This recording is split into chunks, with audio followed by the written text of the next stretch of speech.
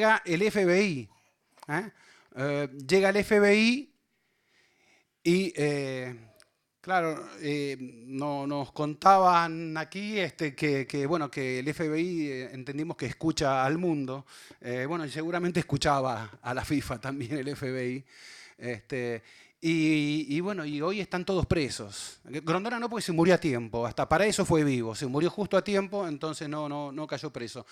Pero están todos esos dirigentes que uno veía, el Teixeira, Ricardo Teixeira, que lo veía en el Mundial de Sudáfrica, tuvimos una larga conversación, él soñaba con que Brasil 4 años después era su plataforma para ser el nuevo presidente de la FIFA, se tuvo que terminar yendo también él. Eh, y, y me invitan a una organización danesa que se llama Play the Game, que organiza, desde hace años investiga la corrupción en el fútbol, problemas de género, problemas de doping en el deporte. Y estaban todos felices ellos, porque por fin decían ellos, terminado la corrupción en el fútbol, se había acabado la era de Blatter, la era de los Grondona, de los Figueiredo, de los Teixeira. Por fin, decían ellos. Y a uno, yo soy periodista y uno tiene que intentar también mirar un poquito más en las profundidades, a ver qué hay. Y estaban todos los periodistas más célebres que han investigado la FIFA, Andrew Jennings, el alemán James Wainwright, han publicado libros fenomenales sobre la corrupción en el fútbol y todos felices con el tema. Y yo les digo, lamento no sumarme a la fiesta, les digo, porque voy a ser un poco agreta. Y claro, estaba una imagen del Estadio Nacional de Chile, porque acababa de terminar la Copa América, la última, la del 2015. Claro, y no había dirigentes casi de la Conmebol porque temían ser arrestados por gente del FBI que andaba merodeando por ahí. Entonces me retrocedí unos 40 años a ese mismo Estadio Nacional, y también había gente del FBI en el Estadio Nacional, pero torturando ciudadanos chilenos. Estaba la gente del FBI. Entonces, yo les digo, la verdad que vengo de una parte del mundo en la que si el FBI puso las narices, y permítanme sospechar, si yo escucho a una fiscal que no sabe ni quién es Lionel Messi decir que están haciendo esto por el bien del fútbol, me permito la sospecha. Entonces, pero todo esto, ¿por qué lo digo también? Porque entonces me permite ver, qué importante que es el fútbol. Resulta que el principal deporte de los estadounidenses, el fútbol americano, ha dejado tetraplégicos, ha tenido una película reciente, Concussion, Conmoción, donde se demuestra cómo esa industria, así como la industria del tabaco, ocultó los daños que provocaba a la salud el cigarrillo. Bueno, esta industria del fútbol americano ocultó durante años los daños cerebrales que provocaba a sus jugadores su reglamento, porque eran golpes reglamentarios. Y nada, tuvieron que hacer juicio, una demanda gigantesca a los jugadores para finalmente sentarlos en algún banquillo a los dueños del domingo en Estados Unidos, del fin de semana en Estados Unidos. Entonces, teniendo eso tan cerca, se vinieron hasta acá a investigar un deporte que ni siquiera llaman fútbol, que llaman soccer. ¿Qué hay ahí? ¿Qué tiene el fútbol? Claro, le dieron el próximo mundial a Rusia, también digo, ¿no? Claro. Me dicen que estamos en unos nuevos tiempos de Guerra Fría. Entonces, todo esto me veo obligado a pensarlo. Bueno, cuando lo expresé ahí en Copenhague, mis amigos muy civilizados nórdicos no querían escuchar mucho aquello. Y me encuentro con Figueiredo. En medio de todo esto, me encuentro con Figueiredo.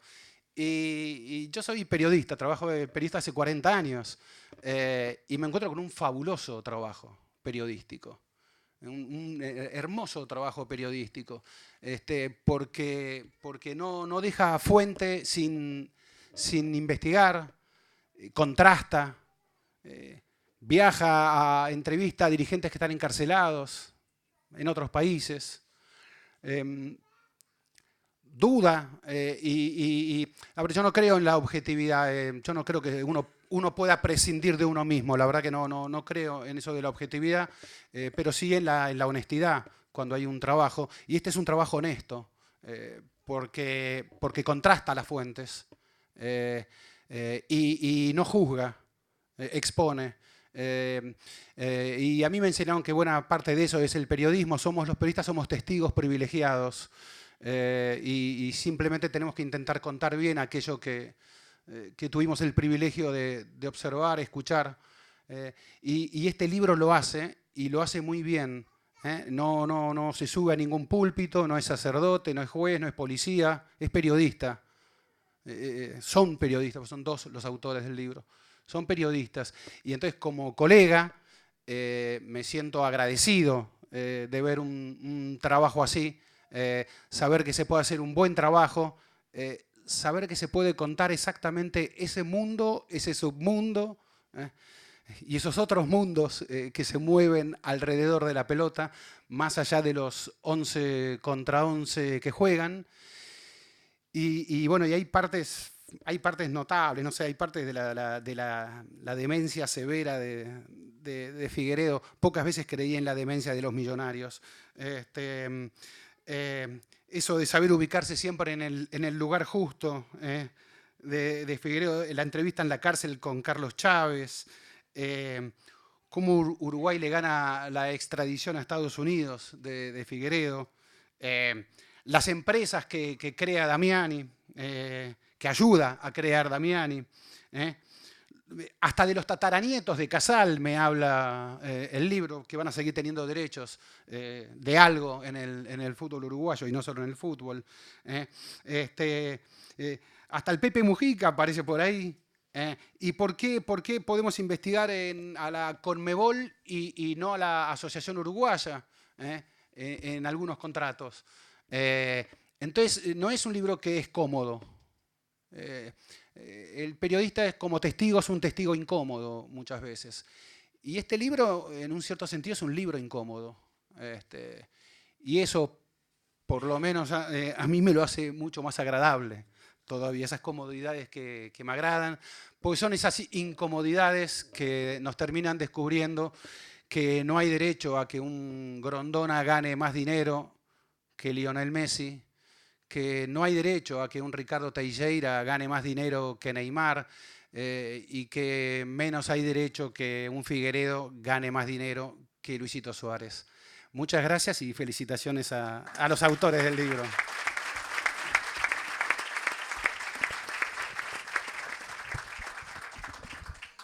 Bueno, buenas noches a todos, muchas gracias por venir. Yo voy a retomar una frase que el fiscal Juan Gómez dice en la entrevista que le hicimos con Diego para el libro, cuando nosotros preguntábamos con Diego por qué nos investigaba la Asociación Uruguaya de Fútbol, por qué nos investigaba lo que pasó acá, si el tipo era el mismo, porque hoy está procesado y reconoció los delitos que se cometieron y que hizo con plata que obtuvo de la Conmebol, pero ¿qué pasaba con la AUF?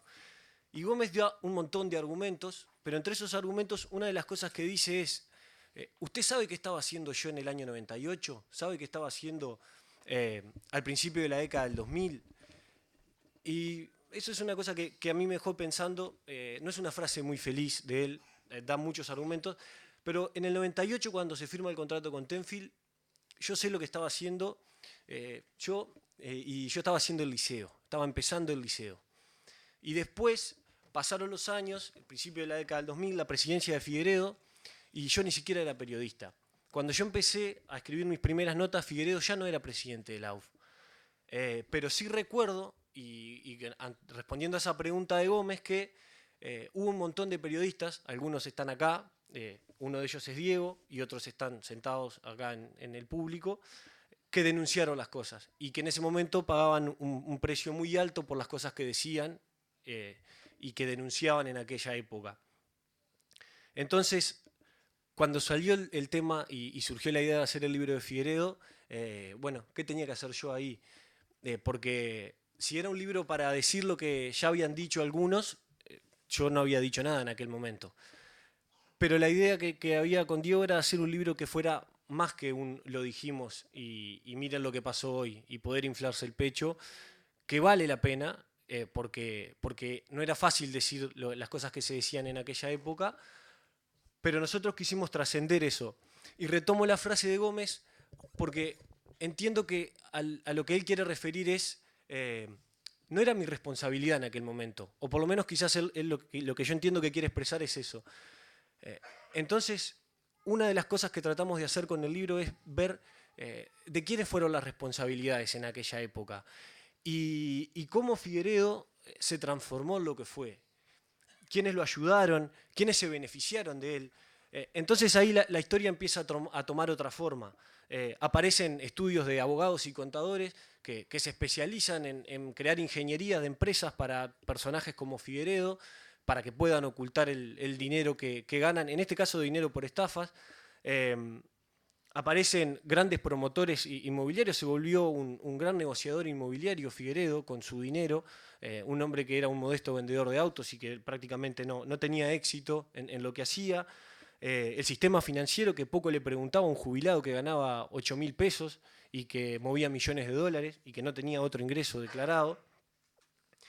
Y bueno, y una empresa que construyó su poder a partir de la figura de un tipo como Figueredo.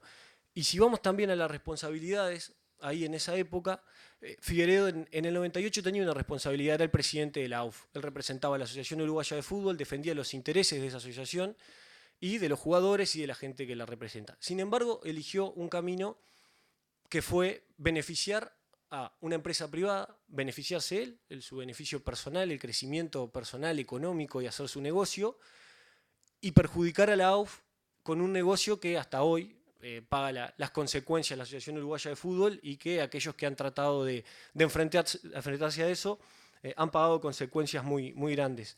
Entonces, ahí está otro de los puntos que el libro toma, que es mostrar las responsabilidades y las consecuencias que puede tener no ocupar esas posiciones de poder con responsabilidad.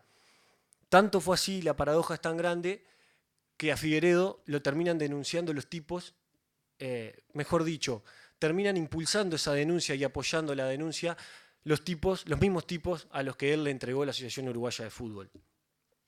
Todo eso teníamos que contar con Diego en este libro, todo eso teníamos que hacer, y bueno, que hoy esté Ricardo acá, que esté el Tato y Ezequiel, nos permite sospechar que logramos algo parecido a eso, y eso nos pone contentos, y porque es bien corto lo que vamos a decir nosotros, me tomo un minuto nada más para agradecer a algunas personas que son importantes, que están acá, mi hija Mili, que se vino de Fraiventos, mi novia Gaby, mis padres, bueno, mi familia de Fraiventos que también vino, mis amigos también de Fraiventos que me están acompañando, y los de acá, los de Montevideo, que van desde Punta de Rieles hasta Suecia, los que tengo acá, los amigos entrañables, Diego. Los entrañables, exacto. amigos.